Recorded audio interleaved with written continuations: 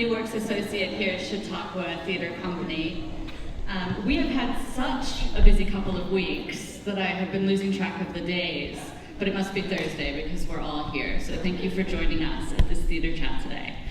It's an absolute pleasure to introduce, and for some of you probably reintroduce you to these two amazing humans. We have C.A. Johnson, the playwright of The Witnesses, with us today. And Otis Ramsey Zoe, the dramaturg of The Witnesses, also. I'm going to tell you a little bit about them because I know you love to hear their stories. So they are both with us, returning artists. C.A. is with us for her third season here as a commissioned playwright. We bring our commissioned playwrights here for a visit, for a residency, to meet Chautauqua, encounter what life is like here, and then write a little bit, come back, do a workshop, a reading process, and then back again, of course, for the world premiere. So that's why 1, 2, 3 times for C.A. C.A. was the first commissioned playwright under J. King Carroll's leadership here at Chautauqua Theatre Company. She's a Brooklyn-based playwright, originally from Metairie, Louisiana. Her plays include all the Natalie Portmans, which will actually be available for sale at that table over there after this chat. And C.A. has been kind enough to offer to sign those copies for us. That show was at MCC Theatre, as well as plays Thirst, which was a 2017 Kilroy's List play, which premiered at the Contemporary American Theatre Festival. The Climb, which was at Cherry Lane and Interact Theatre in Philadelphia. An American Feast, I Know, I Know, I Know, Somebody's Body, and The Witnesses, of course. Most recently, she was named a resident playwright with New Dramatists, and was previously the Tao, I always try to say that the wrong way, the Tao playwright in residence at MCC Theatre. She was a 2018 P73 playwriting fellow, the Larks 2016-2017 Van Leer fellow, a Dramatist Guild fellow, a MacDowell fellow, a member of the Working Farm at Space on Writer Farm, a core writer at the Playwright Center, and a 2018 Sundance Theatre Lab fellow, among many other accolades. Her work has been commissioned by Manhattan Theatre Club, Seattle Rep, Page 73, and Chautauqua Theatre Company. C.A. also has an active career in film and television, holds a BA from Smith College and an MFA from NYU. I'm going to keep this going because I have to share a little bit of some really beautiful texts that C.A. wrote about her plays and what she writes about and why, that I just want to share with you as just a little premise and introduction to C.A.'s voice. And I'm going to quote you in front of you, and now I'm nervous. If I have any one goal as a writer, it's to write honestly about the lived lives of women. I have beliefs about those lives, about what it means to be socialized to care for others first. I also have beliefs about what it means to love a woman and what it means when a woman gives you her love, how that is no simple offering. So my plays often locate women in vastly different circumstances, still tackling the same issues: self-actualization, locating and embracing brutal honesty, and loving without abandon. I love to imagine the impossible in my work, those sublime moments when a woman discovers her own truth and finds herself suddenly bare before an audience. I'm endlessly interested in what that nakedness can mean, and how it is theatrical, and how it can teach us to be the best versions of ourselves, even if it kills us. I share that with you because I think it's exciting. It makes me want to see this newest work. Okay, on to Otis, who is also just an amazing human. I know you're so excited for me to talk about you in front of you. Otis is a care worker, dramaturg, and director. This is his second season at CTC. Otis was formerly the literary manager at Arena Stage in Washington, D.C., if we have anyone here from D.C. today. Wonderful. And has developed new works at such institutions as Roundhouse, South Coast Rep, Playwright Center, Kennedy Center, National New Play Network, Classical Theater of Harlem, Alabama Shakespeare Festival, Baltimore Center Stage, and the Sundance Institute. We're just all over the country. I love it. He has held posts in dramaturgy at the David Geffen School of Drama at Yale and Carnegie Mellon University, He also has taught theater at Northeastern University, Women's Studies and Honors Humanities at the University of Maryland, and Theater Arts at Howard University. He was Associate Artistic Director at Banish Productions, the Future Classics Program Coordinator at the Classical Theater of Harlem, and the Literary Manager at Center Stage. Oh my goodness. Yes. Oh, and I actually looked up your education because I know people love to hear about that here. BA from Notre Dame, MA from NYU. So that's who we have here today. Is there anything else that we should know about you as humans that might be interesting? Do you have hobbies, pets, secret talents? I have pets. Yes, I have a dog named Pepper. She's the love of my life. I have a cat named Ollivander. He's also the love of my life, but don't tell Pepper. Okay. Secret safe with us. No pets. Anything else we should know? First off, seafood's over sweet. That's enough for that. Okay, thank you. I love it. I love it. So you both speak. I was struck by this, that you both speak about care in your work. And so before we dive into specifics about this play, about the witnesses, I was wondering if you could both tell us, what does caregiving mean to each of you? And how does it live in your artistry? Thank you for the question. I think that for me, I landed on the term care just out of very specific circumstances in life where ultimately I was the primary caregiver for a loved one. But what that experience taught me, and I had the gift of being with them through long illness, hospice, and I had the gift of being with them as they transitioned. And what that taught me is that care was actually the cornerstone of everything that I was doing. And so I started to describe myself as a care worker because care was how I showed up in my dramaturgy practice. Care was the reason I became a teacher. I am my mother's son. My mother was a home health aide. And so I came into the work of care honestly through her. And also my father was a cab driver. But he was like the cab driver who spent a lot of time driving people around who actually didn't have money to pay the fare, right? They would call him directly, right? So I had parents who, by example, showed me what it meant to care for people in the community. And I realized that, like, ultimately, everything that I was doing was care. Like, yeah, I'm teaching theater history, but like, hopefully it's also about a way of being in the world where we can use the things that we know to sort of care for each other when we're in process, and then also for the audience and for the stories. Like, it is a great gift to be asked to collaborate with someone, to go on a journey with someone, to facilitate the telling of their story, or a story that they are crafting. I don't take that lightly, and so I think that it is my responsibility to be caring and careful as we do that work. So that's why I lead with care. Care. I think I write. I was talking about this earlier. I did a radio interview, and I ended up saying some version of, both the witnesses and all of my plays end up being these plays where I try to imagine all the ways we love, and how we learn to love better, how we more clearly see what we have been doing, and how we can use that to decide how we're going to do things differently. And I think my characters deal with that in varying degrees, but I don't think anybody decides to become a writer. Well, no, let me correct that. I think there are plenty of people who decide to become a writer because they want to hear themselves talk. And they want to be like, I made that. Those aren't writers I enjoy. I feel like the writers I love most are writers who are asking questions and trying to figure something out, and are doing that with care. You know what I mean? Who commit the words to the page and know that that act is a leap of faith, but also are highly aware of the fact that the thing they have written will someday belong to an audience, will someday belong to an actor, or someday belong to a director, to designers, and at every step of that, like, somebody has to carry that weight. If it's good, if it's asking the good questions, like, it's gonna be a lift.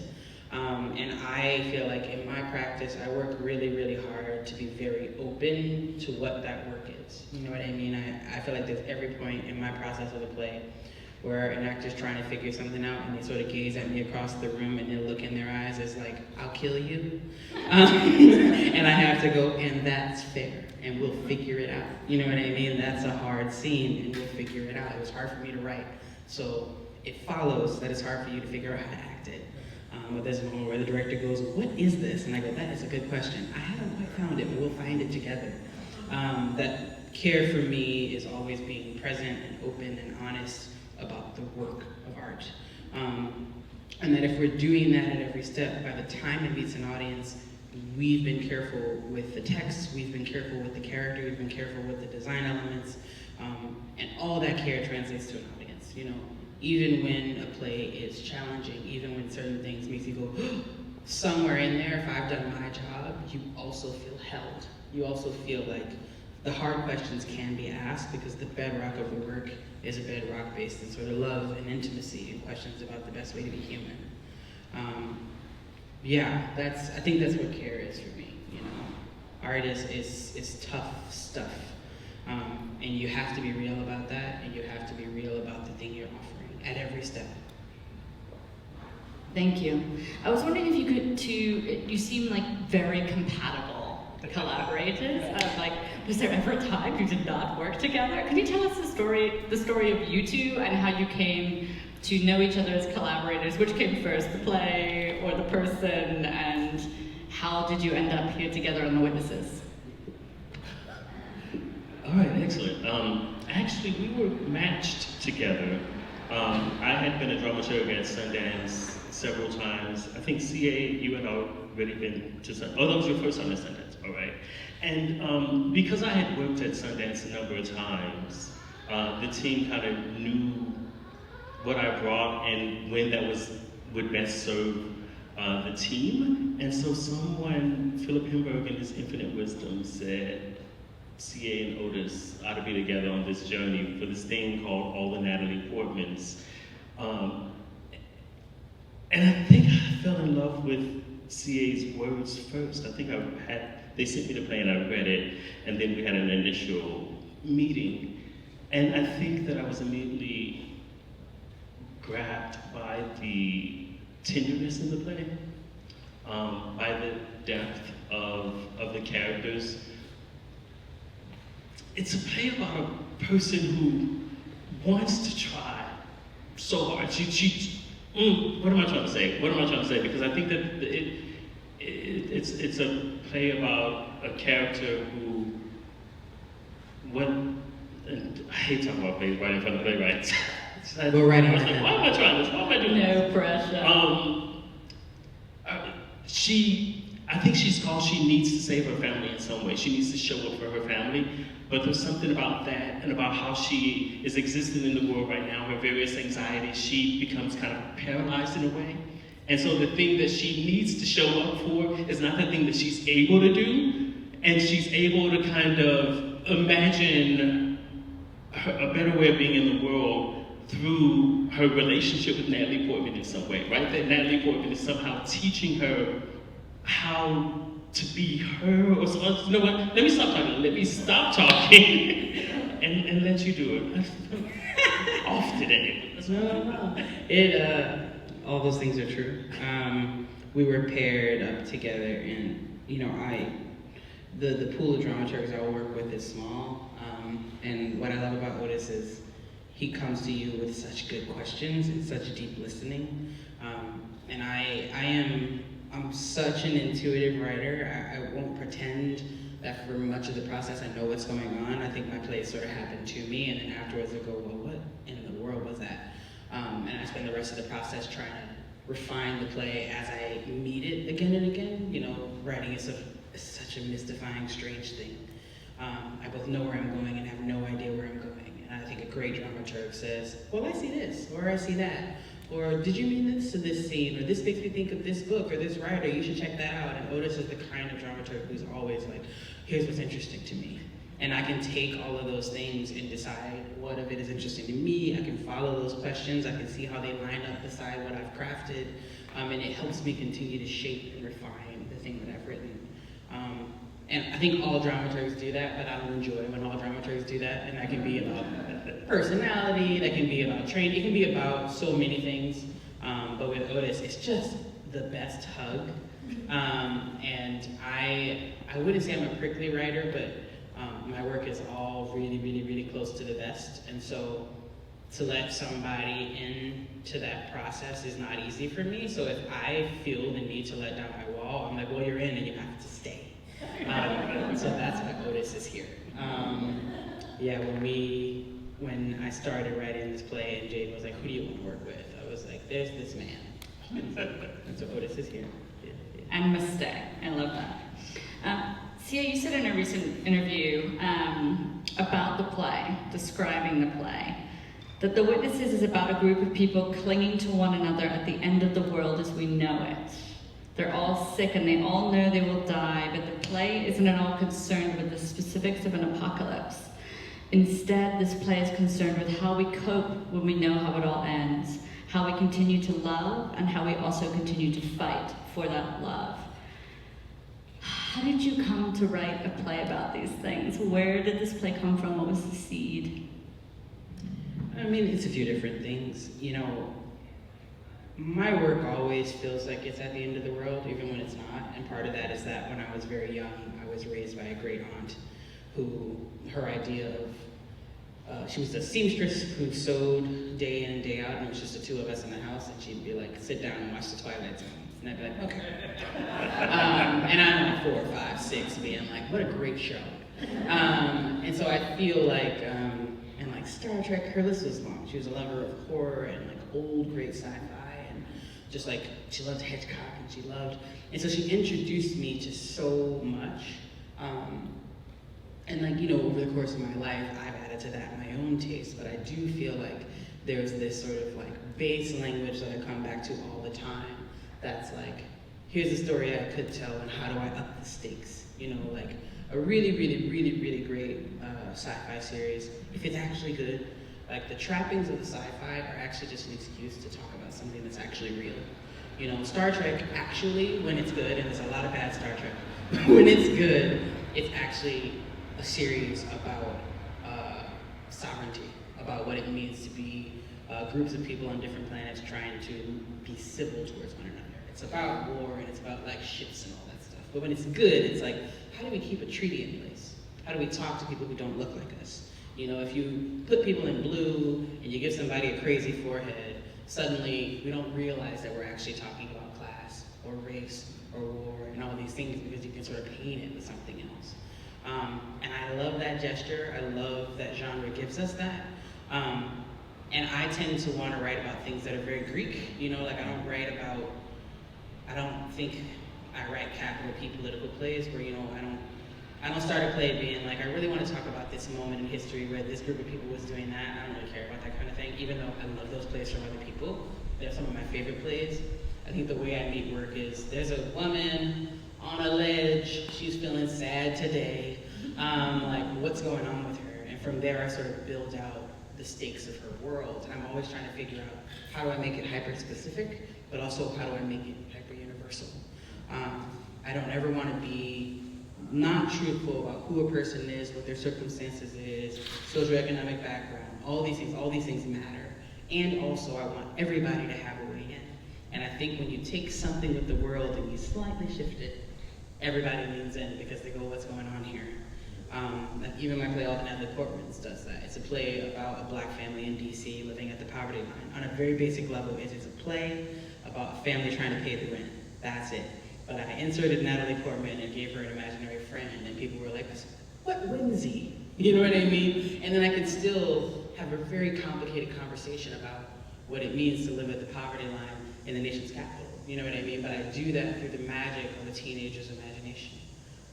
And I feel like with The Witnesses, I knew that I was trying to cope with a lot of the lessons I learned during the pandemic and a lot of the things I saw. You know, I was really worried about us, you know? I feel like once people got stuck inside, especially in New York, I saw a lot of people coming face to face with not having coping mechanisms, not having spiritual practices, however you define it, not having consistency or things that sort of kept them grounded that weren't work, that weren't like, alcohol, that weren't like the things that sort of like pass the time, but aren't the things that you can hold on to. And so once all those things are gone, people were losing their minds. And I know I'm not telling you anything you don't already know, but I feel like everybody around me was not well. And I was like, how are we doing? We don't seem like we're doing well. And I'm a writer, I watch, you know what I mean? And I started to say, like, I think we don't have enough community. I think we don't have enough day-to-day intimacy with the people around us. And I think once we were stuck in like four doors looking at our neighbors, especially in New York City, people were like, who am I? And I was trying to deal with that, trying to work through that, and I found these people, and I loved them, I was worried about them, and I thought, if I find similar circumstances that are somewhat similar to what we dealt with, but turned it up, and asked them to just cope, what will I find? And I found this play. And I think it helps that I was at Chautauqua too. The first character we meet is a bit of a philosopher, you know what I mean? She's a woman who likes ideas. And I started writing the play walking around here, like walking past the ant, being like, well, what a conversation? And it was the part of Chautauqua that feels very comfortable to me is, I went to Smith College, I walked the halls of a place where people were always talking about ideas, and that was exciting, and that was what we did. And I sometimes have access to that kind of community, but that can be hard to find out in the world, and this is a place where it's everywhere. And so, of course, I refound that part of my voice while I was here, and so it's a bunch of parts of me all coming together in a play. But I think the thing that seals it for me, and I hope the thing that makes people lean in, is you just care about the people, and you hope they care about one another back. That the play can't end until we know who's going to be okay. Did I answer your question? Yeah, yes, that was fantastic. Thank you. You answered that question and you exploded it. It's great. Otis, can you talk a little bit about what is your role in that process? Because part of why I love CA's answer is that it contains a lot of process.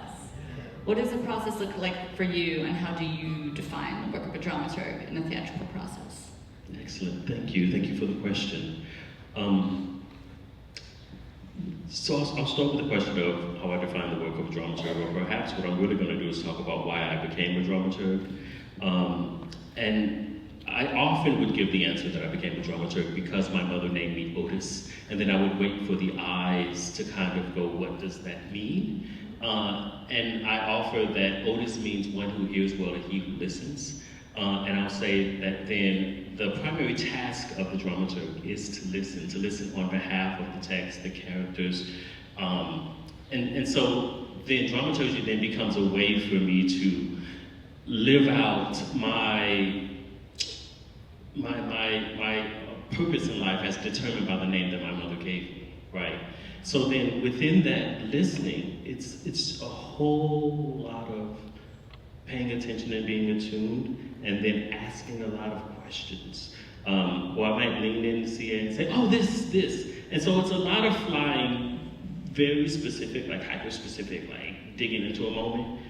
But really it's a lot of connecting that back to the larger story of the play. I have this thing where in a play I'm listening for how every single moment, every line of exchange, every gesture contains the whole play, right? And so if we say that every single moment possesses within it kind of the DNA that is indicative of a whole, I'm actually listening to every bit and say, if that's the whole play, what's the play? If that's the whole play, what's the play? And I'm looking for the kind of coherence, and I think that that's how I get information about like, these are all the things that the play is doing. The thing that I love in CA's writing, there's so much. Let me not say one thing. So don't walk away and be like, Otis loves one thing. No, we're all of it. Among the things I love in CA's writing is the ways in which there's always a kind of this mirroring, this contrast, this doubling, this tripling. There's always things that are happening in relationship to one another. When something happens in a play that CA wrote once, trust and believe that it happened somewhere else in some other way, and that's always fun to find. So I actually spend a lot of time like going up to see her and be like, oh, did you see this and this? And she's like, huh. So I think that's kind of a lot of what I do, is just like sitting back and saying, oh, this is the place to. And then we also just get to nerd out a lot. Like, I'm gonna be real honest, sometimes we just are talking about kind of things that are maybe tangentially in the play, but are so meaningful. And so like we had a day where we were going through like several Toni Morrison novels and thinking about the ways in which there's this one line that is like an idea that's in every single one of Toni Morrison's novels, right? And so we got to do that as a way of like figuring out what the play is as well. I'm curious, now that you're in the phase of the process where you're folding in this truly incredible cast, what has the play revealed to you? Have there been surprises, discoveries throughout the process, really for both of you, in the room that you might be able to share with us without spoiling anything we might need to not know? Yeah, we have a lot of moments where there's some scenes where when they're happening, like I turn and I look at Jade, and Jade's like, and then she looks at me and I'm like, oh God. You know what I mean? It's part of it is that you write a play thinking you're having a little flight of fancy, and then once the actors are up and they're really embodying it, you start to see all the ways that you're inside the play. You know, I think I wrote this play thinking I was one character, and the longer we've been in it, the more I realize I'm all of them. They all have little pieces of me, and the little pieces of me are often the things the actors struggle with the most, because it's the part that they have to wear that is not natural to them. And so they're like, this scene is really hard, and why would a person do that? And then I have to like put myself in a box and be like, well, a person would do that if, and really I'm like, I did it that one time. You know what I mean? And it's like, and I didn't even know I put that in the play. I didn't even remember that from my life. But once it's in front of me, I go, oh, why did I put that in the play? And I wish I could take it out, but it belongs. You know what I mean? And like when you have really good actors, and especially really communicative actors, they either nail it and you go, ow, that hurts, that's very good, that has to stay in the play. Or they're like, I'm gonna nail this. You give me a few days and I'm gonna nail this. And I'm like, that's also good. Like that also means that we're in the pocket and they're trying to sort of wear someone else's clothes. And I mean, I think great actors, that's the whole reason they do it. But a lot of this process has been watching them both fold themselves into the characters and also fight the characters at turns. Sometimes for reasons that have to do with me, sometimes for reasons that have nothing to do with me and everything to do with them. It's delightful. And we have such a good crew. You know, Daniel Pierce, this is like his 7th time at Chautauqua. And Dan did the new play workshop last year, and there was like, when it was time to cast, and Jay was like, Daniel, and I was like, obviously. He's a genius. And when I wrote that character, I very much said we need a Shakespearean level actor. I was like, I need an actor who can get under language and just make it dance. And Dan has that in like spades. He was just in Othello on Broadway, and like, oh my God. He's so good. And Nicholas, who was in the conservatory last year, is back this year. He did the new play workshop last year, and I was like, I won't do this without Nick. I don't think I would have even heard the character without Nick. And Nidra, who's playing Millicent, we've known each other for years and we've never been able to work together. She's read a lot of drafts of my work. We've been in all the same circles. When we see each other, we like cling to one another. We go, one day. And that day is now. And it's been really, really fun. And I'm newly working with Fig and Alicia, though a fun fact about Alicia is she walked in for her audition and I felt like I knew her. She started reading the character and I thought, man, I know this girl. And then Jade asked where she was from, and come to find out we went to the same high school. And like, we weren't there at the same time. She was years behind me, but I do think she was a student when I was teaching there years later. And I just, something about the way I wrote the character, something about the way she takes up space, it was just like boom, boom. Like there was no undoing it, and now she's my family forever. And so it's just been a joy, but I feel like I am discovering something every day about myself, about them, about the process of making theater at all. You know, to do this work well and with honesty means like you're just facing yourself every day. And so I've really loved it. You know, I also really love the moment when I can go back to where I live and have a glass of wine. That I love too. To just cleanse and get ready for tomorrow. Yeah, it's been Way to take that time. Congratulations. Otis, do you want to? Yeah, I think the only thing that I'll add to that, because I love all of that. And I think there's also something too about watching the characters that CA wrote appear before our eyes. But I think one of the things that the actors are layering in also is that within CA's play, the language is so urgent and so necessary that there's nothing in the play that is waste, whatever that means, right? And so then you see that level, so the language and the action level, but then CA also wrote characters that exist in space and silence, characters that are listening and witnessing, characters that are present physically without text. And so it's been really rewarding to kind of watch the actors lift that from the page. And so I think that that's one of the key things that they bring to the play. It's also very much like going back to Care.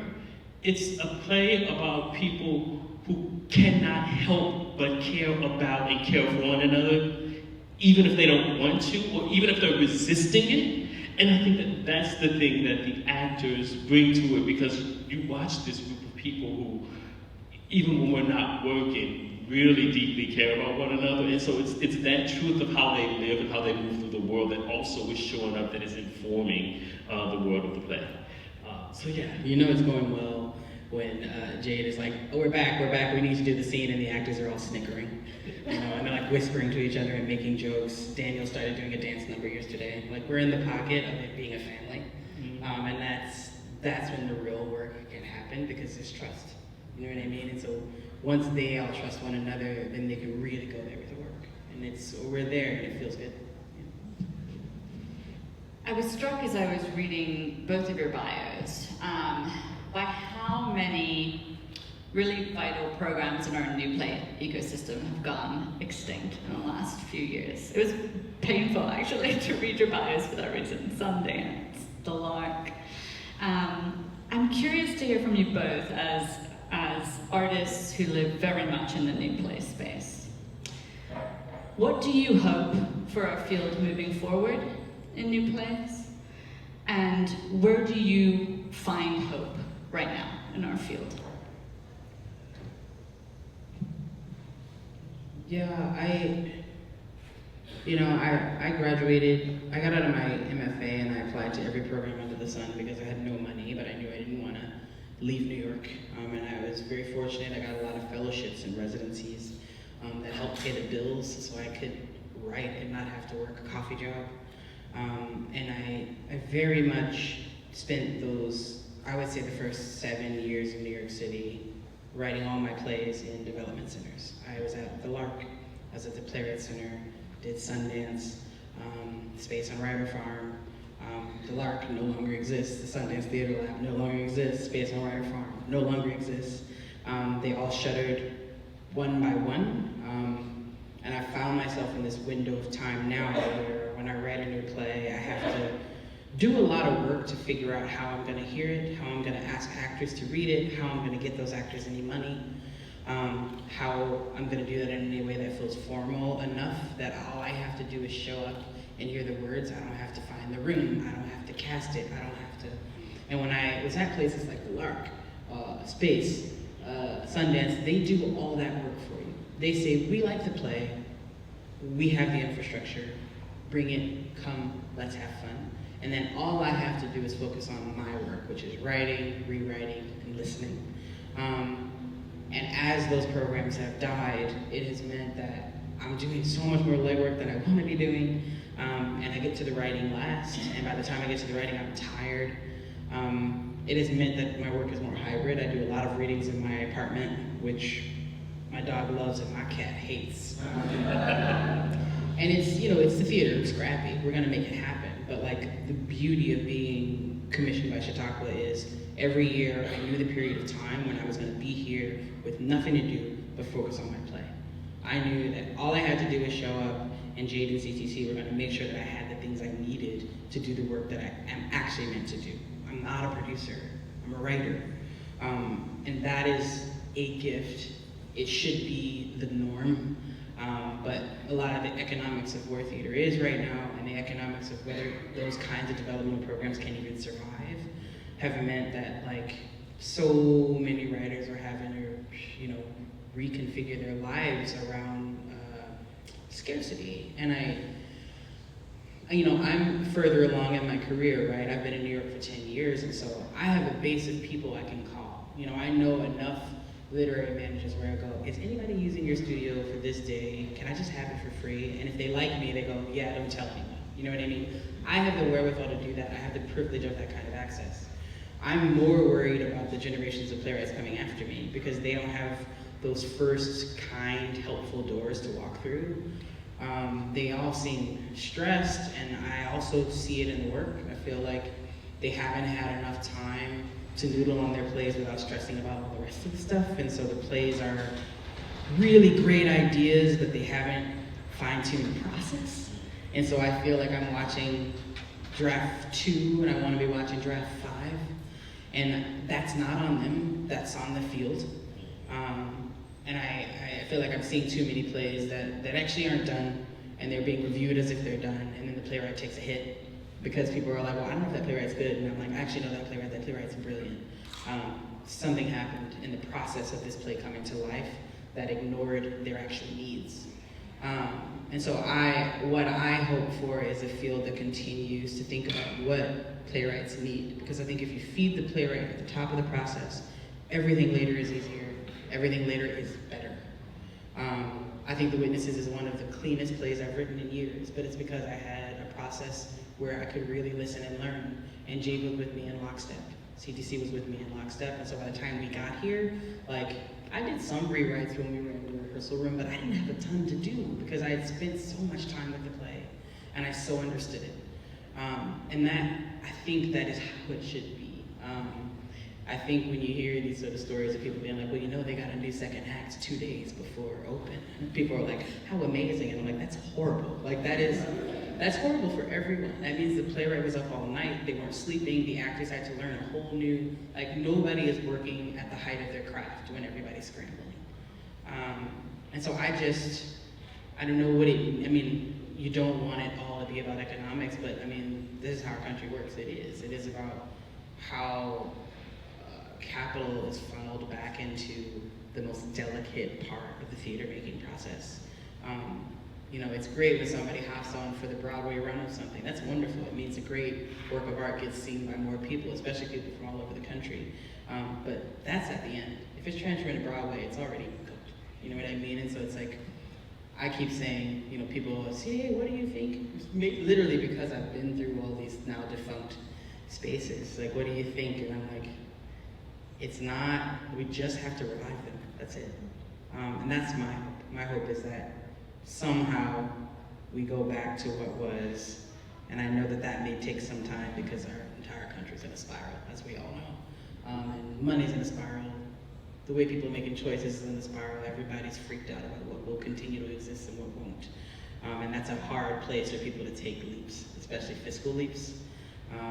But I do think that's all there is. It's the only way we get things back to the way they should be. Yeah, I co-sign all of that, and then I'll add that I think that one of the things that is needed in the industry is investment in writers who are untested. I think that right now, because of the kind of how scarcity is operating in the sort of marketplace of theater, the writers that often advance to get opportunities are often those writers that have been sanctioned by someone somewhere along the way. And when you listen to CA's story, there's somebody who gave her the first chance, which then allowed her a home to kind of keep writing to home so that we can all be sitting here with the CA who's at the top of her craft. And what happens if we don't then give folks a kind of entryway, right? How do you get that first opportunity? We lose a lot of really brilliant writers who somehow just can't get in. And then the other thing that happens is when commissions, and I've sat close to programs or have worked at institutions where commissions, so you can have directed or undirected commissions, right? And so a directed commission is often when the institution comes to you and they have particular parameters around what they wish the play to be. So they've already made some determinations, and that can work out great if that's compatible with who the writer is, what their interests are. I've actually watched writers accept those commissions not because they're excited about the idea, not because that's the thing that they want to write, but because they just need to get that check. And then I watch everybody in a process that nobody wants to be in because a writer just wants to be able to pay for insurance, and now they gotta write a thing and nobody cares. And then you get to the end of the process and the theater says, oh, we're not gonna produce that play. You shouldn't. No. Why did we get here?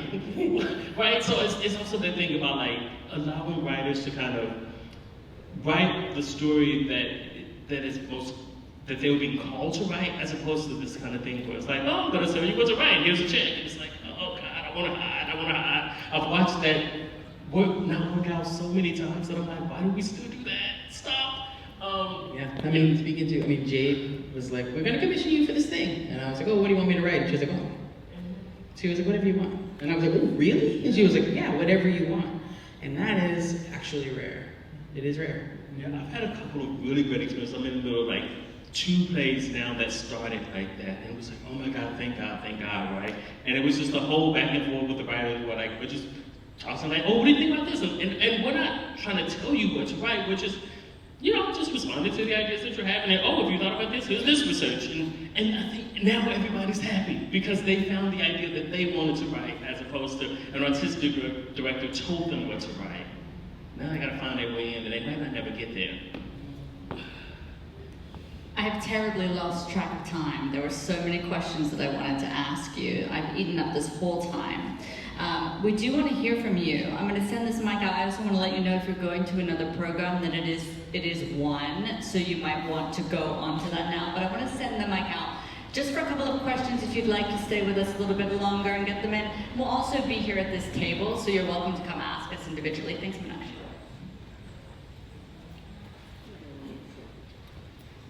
Thank you so much. This has been a wonderful sharing. Would you talk, CA, about changing the name of the play? Yeah. Originally when I wrote it, it actually had 2 titles, and neither of which are the title now. It used to be called Tell Me You're Dying, or The Trial of Millicent Van Home. And I remember when it was The Trial of Millicent Van Home by itself, Jade was like, well, what's the trial? And I was like, I don't know, it's just a trial. And I thought, this one feels fancy, but it doesn't mean anything. Tell Me You're Dying it's a line in the play, though as a title, it feels like a statement. In the play, it's actually a question. It felt more human, it felt more in line with some of the reasons I wrote the play, which is, there's a character in the play who's constantly saying a version of, show me you're alive, show me you're alive, show me how you're alive. As we die, show me how you're alive. And Tell Me You're Dying felt like, in a way, I could suggest the other, and then you come and you watch the play and you learn the real thing. But the longer we worked on it, the more I just was like, it makes it feel like the play is actually about death, and the play isn't. The play is actually very much about living and about the choice to live. And so I just was like, Jade was like, how are we feeling about the title? And I was like, I'm still not tied to it, I'm not into it. And then the 2 of us started thinking about what a new title could be. And we were just reading and rereading the play, looking for text inside the play, looking for what felt like the true gesture of the play. And we had a few different ones that we were testing, but the witnesses just felt strong. And it felt like who they really were. It felt like the actual action of the play. So much happens in the play, but what Otis was saying, there's a lot, so much of what we say to the actors in the room is like, listen, listen, listen. You know what I mean? You are in this play for 75% of it and you say nothing. And so the job you're being asked to do actually is to just listen with your whole heart, to witness.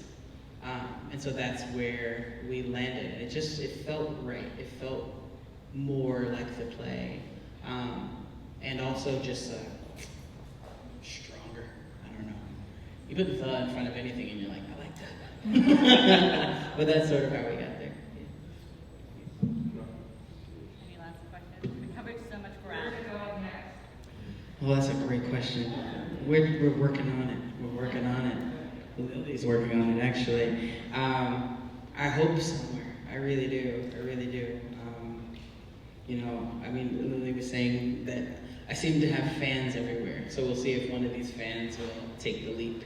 You know, I always make the joke that my work is, I always feel like, especially with a lot of artistic producers and people who I've gotten to know over the years of my career, you know, whenever they see me, they're very excited to see me, and they're like, what are you working on? And inside the question is like, what are you working on that I don't know how to produce? And it's like, there's both like excitement and fear, and I'm a little bit like, oh, my plays aren't easy. You know, I don't write the play that's about, it's about this thing where you like, you could circle it, you could say it's about this group of people, this issue, and then we argue about the issue for the whole play, and at the end we decide what was right. You know what I mean? And I don't write those kinds of plays. They're kind of messy.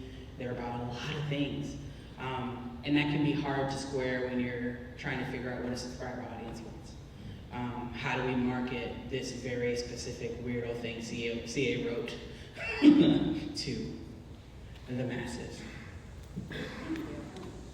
I'm sure there are more questions. We're going to move over to the table so that you can also get your copies of this play that is so fantastic and that Otis was evangelizing to you. I also just want to say on that note, I love that our audience asks that question, and I think the power of our audience is that they often ask that question. And I know many of you are subscribers and regular attenders at theaters back in your hometowns. And it's very meaningful to hear from audiences about what they've seen other places that they love. So if you love this play that you'll be able to see from the 9th to the 23rd, slip that in there, previews start this weekend, go back to your home theaters and tell them about CA. They probably know, they're probably a fan. It will be meaningful to them that you saw a new play of hers that you love. So please help us spread the word about the play also in your theater communities.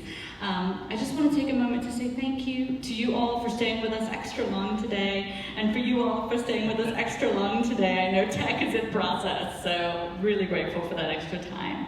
And come see the play. We start previews this weekend on Saturday. We run through the end of the season through the 23rd. And also coming up next week is our last new play workshop of the season, Best for Baby. Also a CTC commission by Sharon Rothstein. Such a good cast. A wonderful cast. So lots coming up. We look forward to seeing you at the theater and seeing some of you over here at the table in just a moment. Thank you.